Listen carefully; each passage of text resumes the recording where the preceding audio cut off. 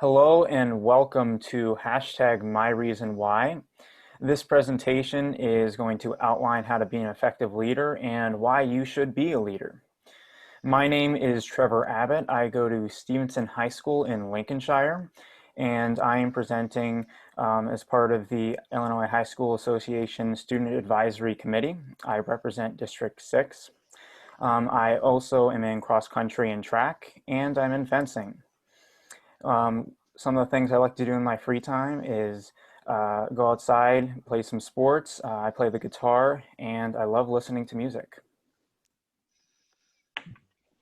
Hi, I'm Maggie Kuipers. I am presenting with Illinois Special Olympics Unified Sports Youth Activation Committee.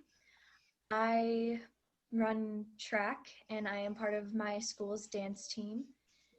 And one of my favorite things to do is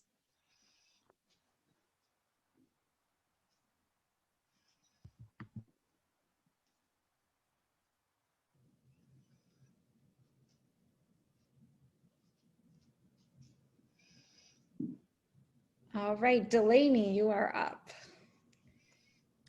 Hi, my name's Delaney Balmer. I'm a junior in high school at Piatone High School.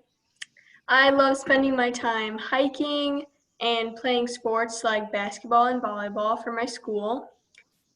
And I'm excited to be talking to you guys today as a member of the Illinois High School Association's Student Advisory Committee. And now, Jack, it is your turn. You are up. Hi, my name is Jack, and I am a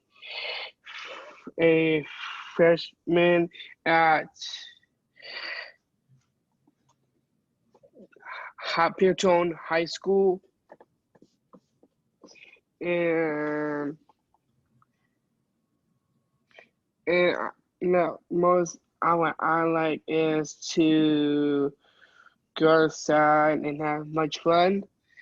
And I am very excited to be on the youth advisory committee.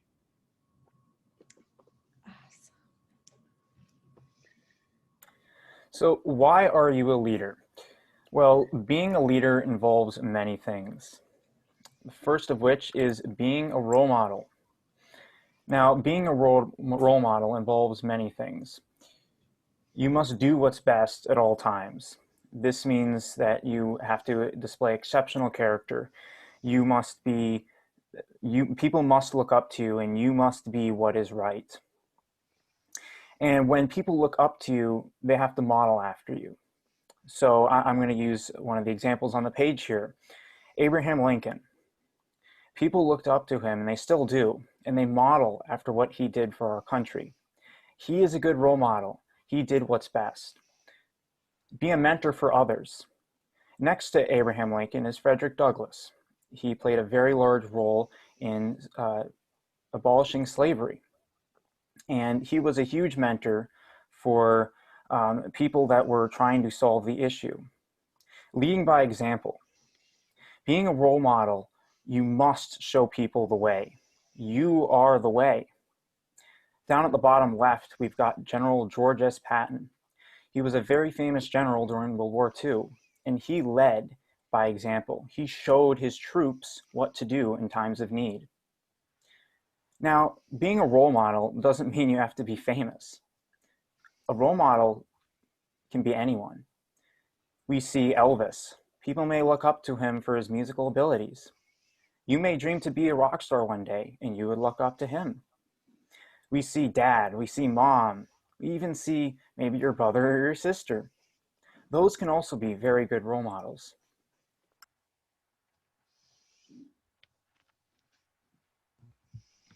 next, in order to be an effective leader, you have to be inspiring and motivating. Motivating people, you can motivate people to improve themselves and the community for the greater good.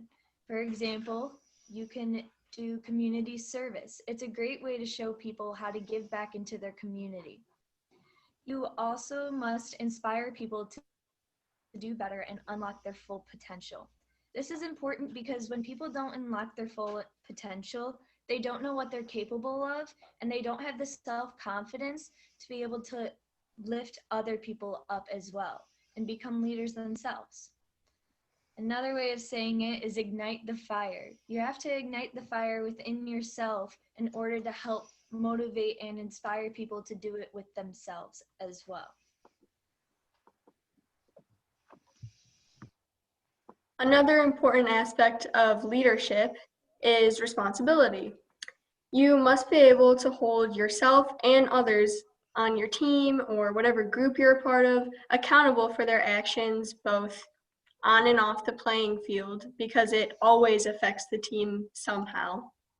You need to be the voice for your team and speak up when situations go wrong, and just be able to express your thoughts and speak your mind. You have to make decisions that are best for the team and not just best for yourself. Obviously, nobody wants it to have a selfish leader because there will never be a good connection among your teammates. And you have to take charge as a leader. As Trevor described, you have to show others how to do things by example, and taking charge is a big part of that.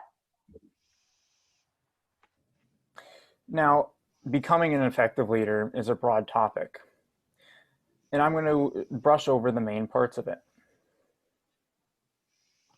So, what defines your team is how the team deals with challenges. You can either let challenges defeat your team, or your team can defeat them. Now, how does your team defeat challenges? Well, it all starts with effective leadership. So, when teammates meet a challenge, this is what usually goes through their minds. What do I do?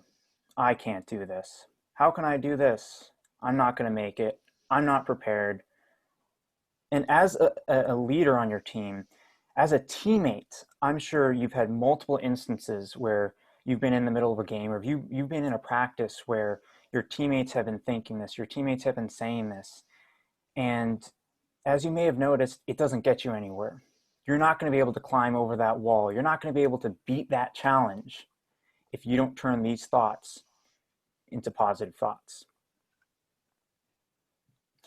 So as a leader, this is what you have to do. You have to turn these thoughts into, I know what I need to do. Let's do it. I can do this. I am going to make it. I am prepared. Now, people naturally have doubts. It's natural. It's what they do. But that's why you're there. That's why you're the leader. You're turning those negative thoughts into positive things. You're what's getting those gears grinding.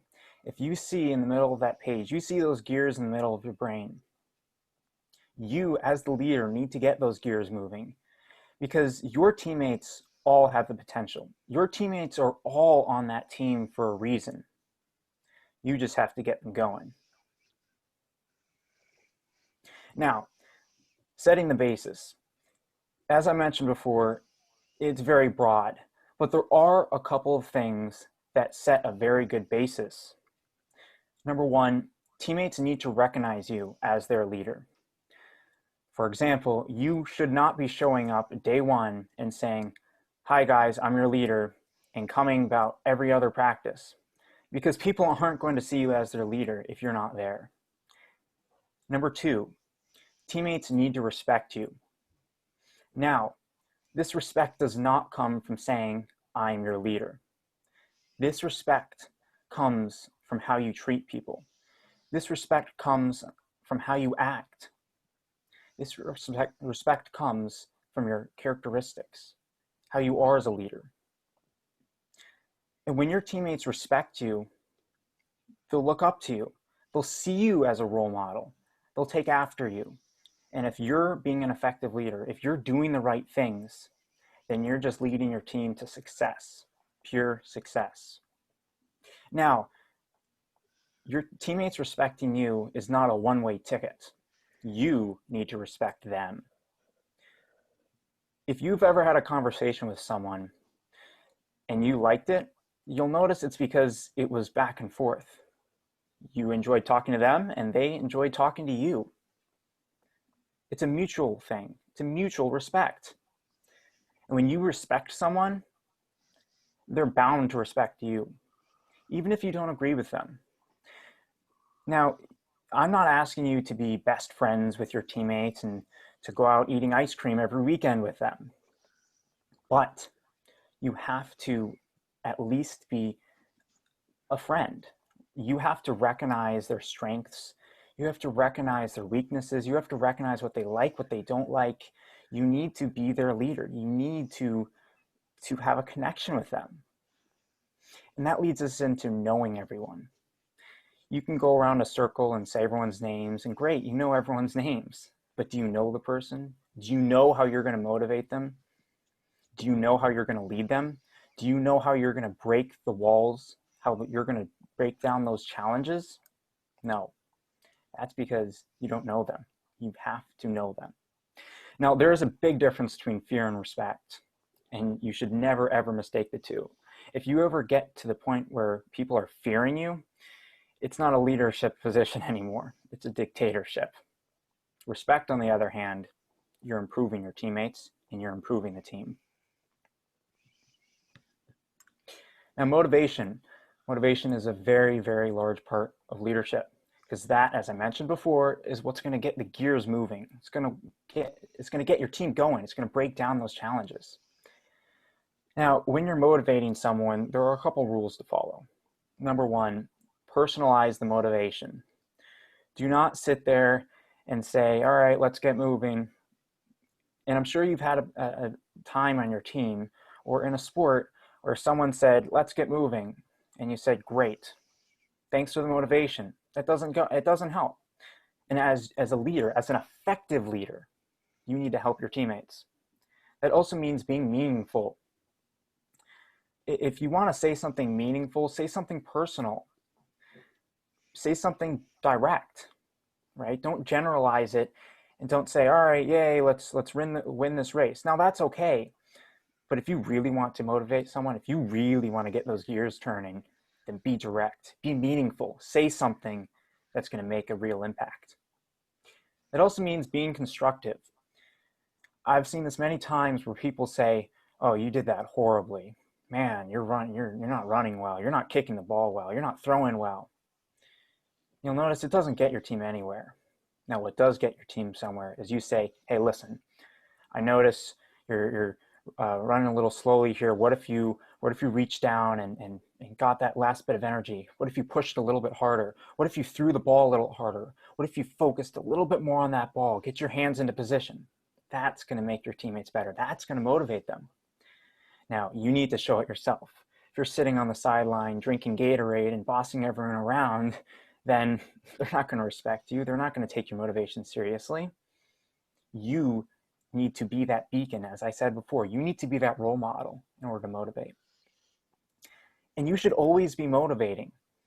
Whether your teammates are off the field, on the field, in practice, they're always going to need your help. Maybe they call you late at one night and they're just so stressed out. You are their leader, so you need to be motivating them. You need to be helping them through their times. As a team, you're a family. You're an extended family. And as an effective leader, you need to recognize that and you need to nourish it. Now, at the bottom here, I have a quick example about what motivation is. What does a good example look like? Well, it includes their name. It personalizes it. It includes a little bit of information. Why should you get going? Why should you continue? That's something meaningful. That's something direct. That's something constructive. And that personal touch at the end. It's that little bit more that's going to help them through. Discipline. Discipline is another very large topic. Again, there are some very basic guidelines you should follow, and that will lead you into very good places. Discipline starts with you. It always starts with you as the leader. You are the role model. You set the example. You set the bar. Now, that means you have to set that bar high. if you want your teammates to improve, if you want your teammates to be the best that they can be, you have to set that bar high. You have to be the leader. Now, I recognize many of you as leaders are going to have friends on your team, and your friends are going to probably goof off sometimes. It's high school, it's sports. You want to have fun. However, if it gets to the point, you may have to keep your teammates in line, because you have to do what's best for the team, not what's best for your friends. As a leader, you are the leader of the team. You are not the leader of your friends. You're not the leader of your friend group. You're not the leader of select few. You are the leader of the team. And that may mean telling your friends off. Number 3, never be late. I cannot stress this enough. If you are late, it shows a lack of dedication. It shows you're not really trying that hard to be a leader. You're not really trying that hard to set the bar high. If you really care about your team, if you really want to be that leader, you're never going to be late. That also goes along with staying on task. You're always going to show people the pathway. You're going to show them what's best. Stay on task. Gain people's respect. As I said before, don't march in and say, I'm the leader. You're going to have to gain it. You are going to have to show them that you are the leader. And that may mean working hard. That may mean staying after practice and talking to your teammates. That may mean going online and researching some extra stuff to share with your teammates and helping them out. That all, again, fits under being the role model, being the beacon, being the bar. Inspiring your teammates. Set the bar high. You must get those gears going. You've got to turn those thoughts into yes, I can. And that means you never stop trying to improve. There's always room for improvement. Let's say you're in football. You got a touchdown. You got 2 touchdowns. You got 3 touchdowns in one game. Go back to your locker room and say, all right, we're done. Yay, I accomplished my goal for the season. I did it. That's not inspiring. You're not going to improve. You're not going to get better. Now, if you go back to the locker room and you say, we got 3 touchdowns. Let's get 4 next time. Let's be better. And make sure your teammates see your leadership. Make sure your teammates see that you are the leader, that you are doing this stuff. And it's not so that they can see you as a person or see that, let's say, Tom is the leader of our team. Great, let's parade around the school. He's the leader of our team. No. It's so your teammates see the things that you do, so that they see what can be done with the team. They see how to break down those challenges. And you should always be doing what's right for the team. Remember, you are the leader of the team and not your friends. You are the leader of the team and not the field. You are the leader of the team. Never make excuses. There are countless ways to make excuses. You mess up. Oh, I was tired. I didn't get enough sleep. Da da da da da da da. But that's not going to get you anywhere. That's not going to be inspiring. That's not what's going to put your teammates over the edge. It's not what's going to break down those walls. It's not what's going to get you past those challenges. What's going to get past those challenges is where you say, all right, we did this. Yes, we did this wrong, but I'm not going to sit around and mope about it. I'm going to get up. We're going to work together. We're going to be better. We're not going to make excuses. And that is demonstrating exceptional character. That is being the best you can be. That is being inspiring. That is being motivating. That is being an effective leader. And we see down below, George S. Patton, give me an army of West Point graduates and I'll win a battle. Give me a handful of Texas Aggies and I'll win a war. Now, if you read that, that inspires something. Because what he says there is, I'm not going to make excuses. I'm not going to stop improving. I'm going to set the bar high. I'm not going to, these are first-class teammates. I'm going to make them into first-class teammates. These are good teammates. We also see George Washington, the classic George Washington, right? he always dressed up in front of his teammates, his troops. He always was on his best behavior, because his best behavior is what his teammates become. It's what they see. Demonstrate exceptional character.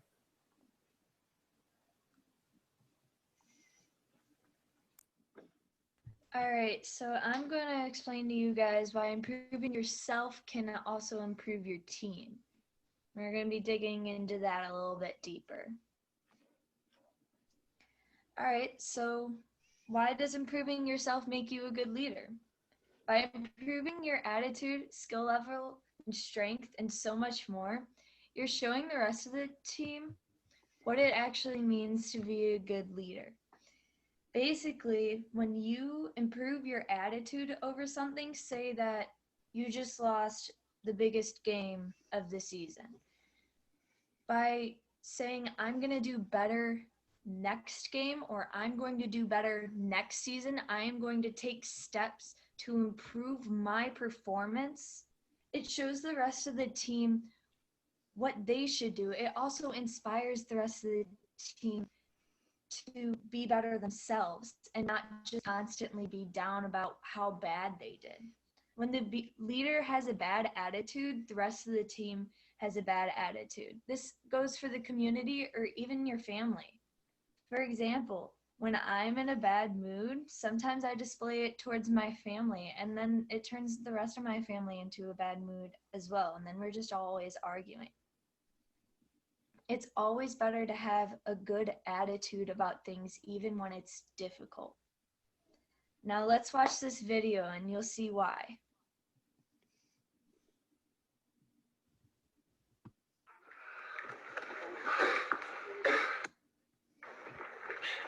All right, man, listen. I'm Gary, you're Julius. Let's get some particulars and just get this over with, all right?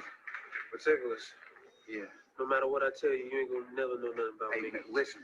I ain't running any more of these 3 days, okay? Well, what I got to say, you really don't want to hear, because honesty ain't too high up on your people priority list, right? Honesty? You want honesty? All right, honestly, I think you're nothing. Nothing but a pure waste of God-given talent. You don't listen to nobody, man. Not even Doc or Boone. Shiver push on the line every time, man. You blow right past them. Push them, pull them, do something. You can't run over everybody in this league. And every time you do, you leave one of your teammates hanging out to dry. Me in particular. Why should I give a hoot about you? Huh? Or anybody else out there? You want to talk about a waste? You the captain, right? Right. Captain's supposed to be the leader, right? Right. You got a job? I have a You job. been doing your job? I've been doing my job. Then why don't you tell your white buddies to block for Red better? Because they have not blocked for him worth a plug nickel, and you know it. Nobody plays, yourself included. I'm supposed to wear myself out for the team? What team? No. What I'm going to do is I'm going to look out for myself, and I'm going to get mine. See, man, that's the worst attitude I ever heard. Attitude reflect leadership, Captain.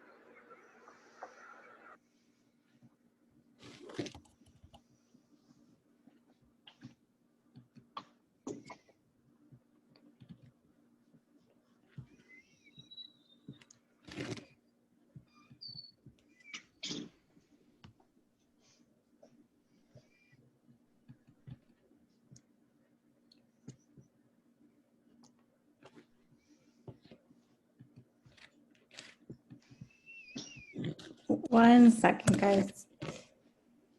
It's okay.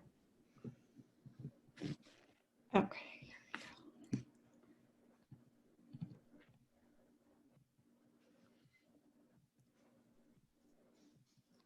So Maggie, what should we get from that video? Basically, what that video is saying, it clearly states attitude reflects leadership. In the video, you could tell that Julius, he had an awful attitude about the team and about his teammates, what they were doing overall, and their performance levels on the football team. Now, Gary, who is the other player, also the team captain, he was trying to motivate Julius, but wasn't very successful at it. But it was because he also had a bad attitude about what Julius was doing, and he wasn't focusing on what he was doing either. He wasn't focusing on what his buddies were doing or what he was doing. He was only focusing on what the people he didn't like were doing. And that's what gives the rest of the team such a bad attitude. The team depends on the leader's actions and mentality. So if you want to have a successful team, it starts with you and how you train, carry yourself, and treat other people. If you're going to treat other people like they don't matter as much as your friends or as much as the best performer on your team, you are never going to get your team to work together effectively, and your team is never going to have a good attitude. And that is how your team falls apart.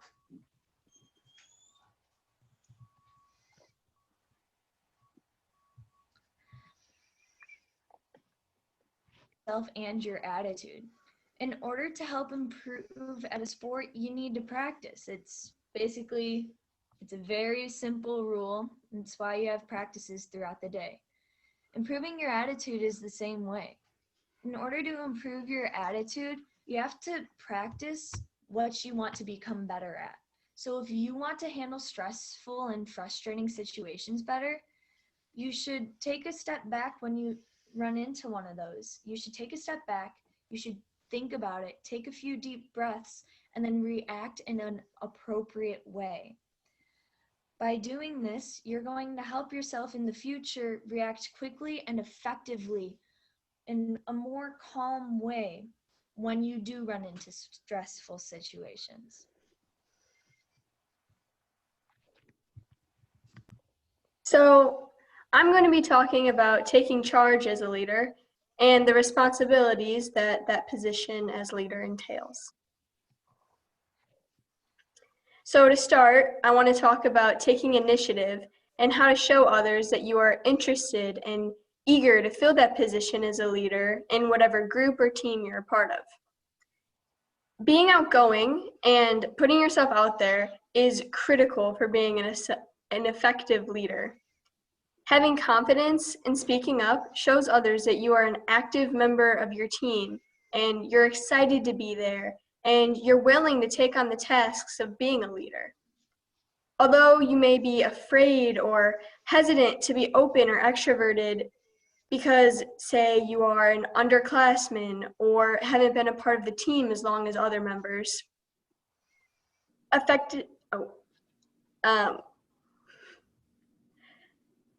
effective communication is necessary for success. With effective communication comes friendships and relationships being formed. So why form relationships with the other members of your team? When you get to know those who you're working with and spending time with, you get a better understanding of their thoughts, opinions, and what roles they play on the team. Are you going to be having a conversation with the kid who has quite a bad temper? You're not going to talk to, say, that person the same as the most shy and quiet person on the team. So, as I mentioned before, communication becomes easier because others will start to feel like they can trust you as a leader and a friend. So you might ask yourself, why is trust important? Trust goes in both directions. It's mutual. Your team will feel like they can rely on you, and you'll be able to feel the same reliability and loyalty towards them. With trust comes a mutual level of respect between you and your teammates, because they'll also be your friends. Success will only present itself if the team is able to work together. And having faith in each other is the only way that will happen.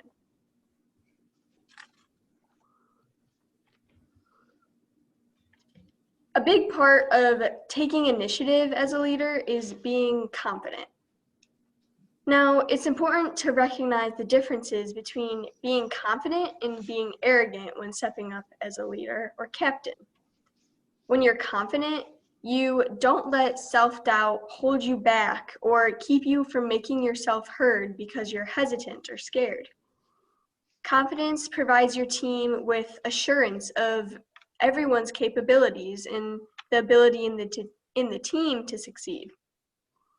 On the other hand, when someone's arrogant, they present themselves as being superior, and this can often cause conflicts or hostility among members of the team and is overall an undesirable situation.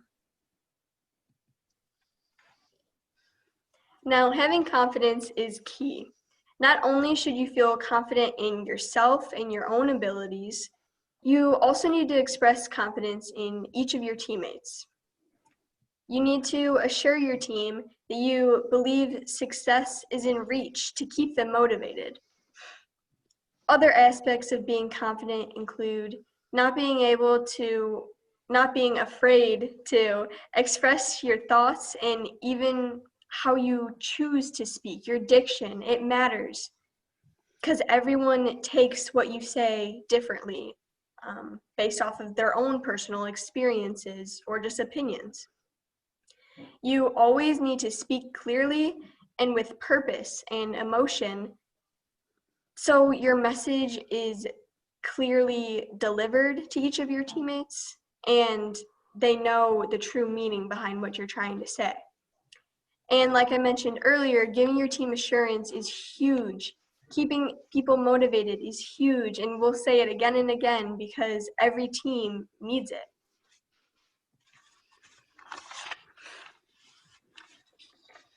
Setting the right example.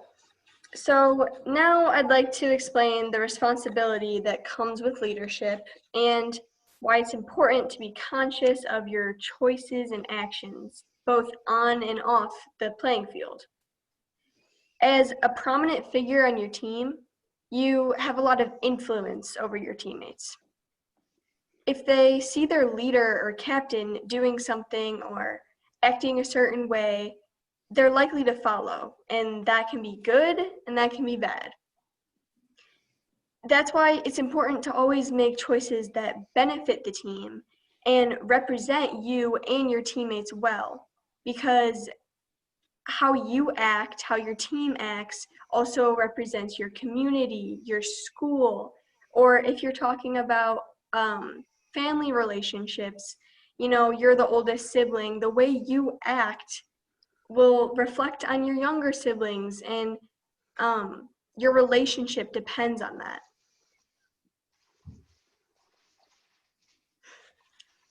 Another aspect of being a responsible leader is holding yourself accountable. You need to recognize your limits so you don't bite off more than you can chew or that you can't handle. This is especially important for time management because you have to prioritize what you need to get done and be able to use that time effectively. You hear student athletes all the time talking about how stressed they are because they have school, they have social lives, they have their sports. They're in so many different activities, and having that self-accountability, that time management skill is critical for being a successful leader and member of your team. Now, with self-accountability comes fault versus responsibility. As a leader or captain of your team, you also have to hold your teammates accountable for their actions to ensure they reflect the team well. In certain situations, when you have to speak for your team, you aren't saying that you are guilty or liable for whatever occurred in that situation. You're only saying that you're taking responsibility and getting your team out of that situation. There's a link to a short video on the bottom of the Screen by Will Smith, in which he goes into better detail of the difference between fault and responsibility.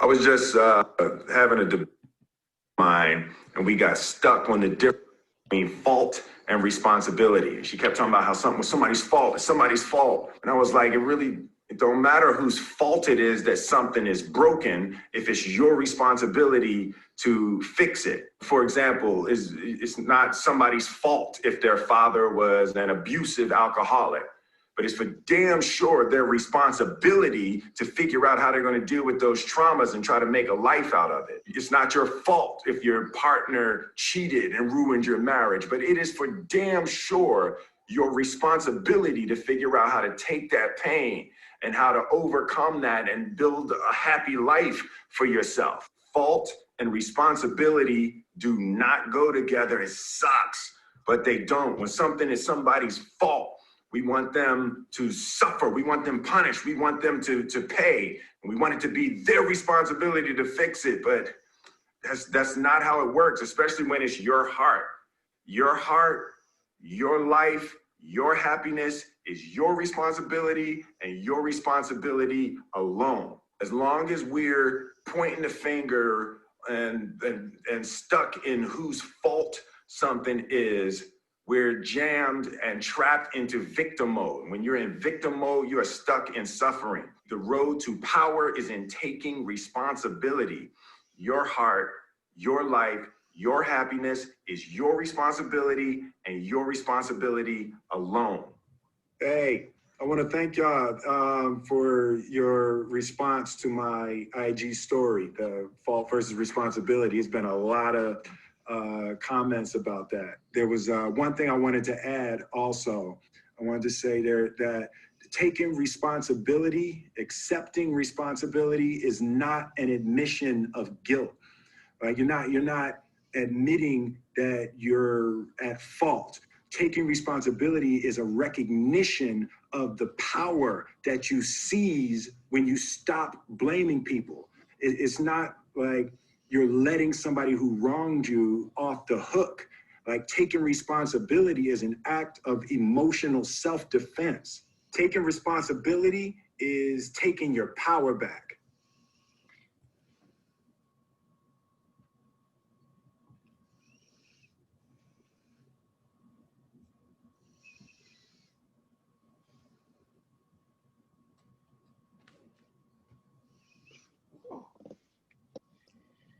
All right, Jack, you are up. Okay, so I am going to be to be smart, be compassionate, and be positive and give respect. A leader should be smart so they can give speeches to help people to become inspired to help change the way people think about something. A leader should also be a positive.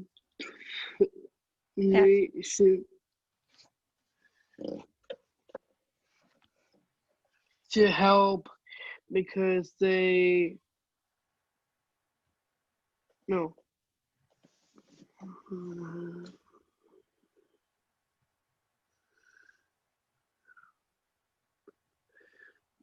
because they want to be able to encourage people to do the right thing and to set a picture of success. A leader should be respectful because when they give respect, they earn respect. And then some things you can do to show things to show positive.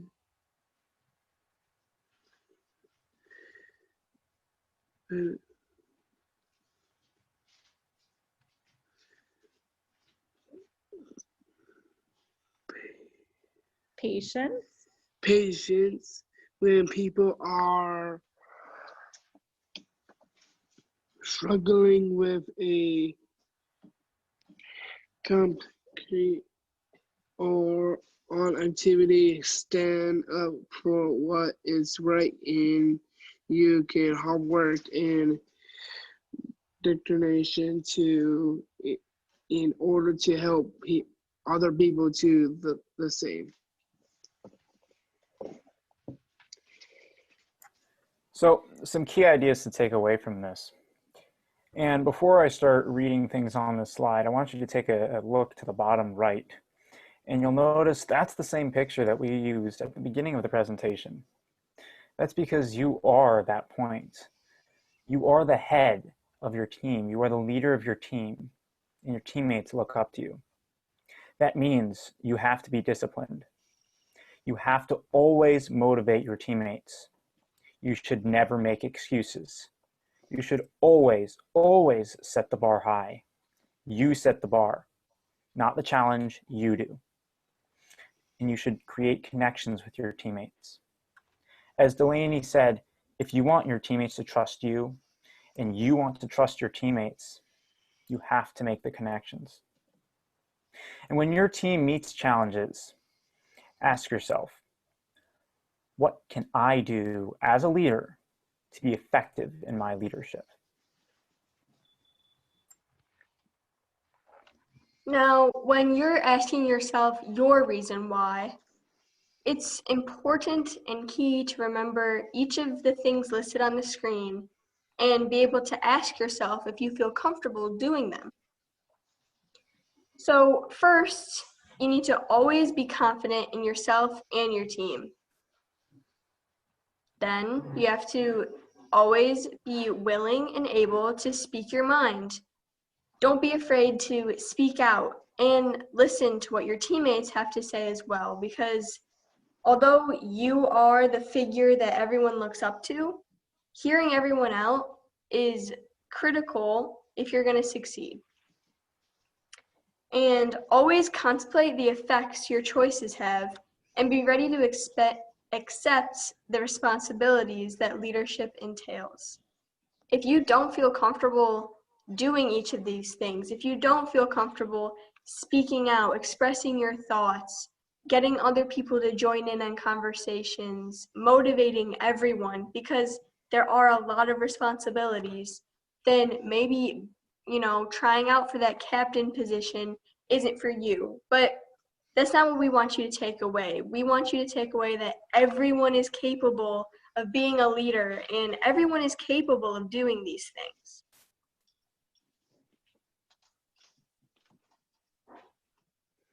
Now it's your turn. We've got an activity for you to do. And this activity entails some sort of arts and crafts equipment, paper, markers, crayons, pencils, whatever you have. And this is Maggie's example on the left. And what she did was she put my reason why in the middle. And around it, she put all of the reasons why she's a leader or why being a role model is important to her. And once you're done this, post it to whatever social media you want. So Instagram, Facebook, Twitter, and use the hashtags leadership, YAC, IHSA, my reason why, or use all of them. And don't be afraid to check out other people's posts.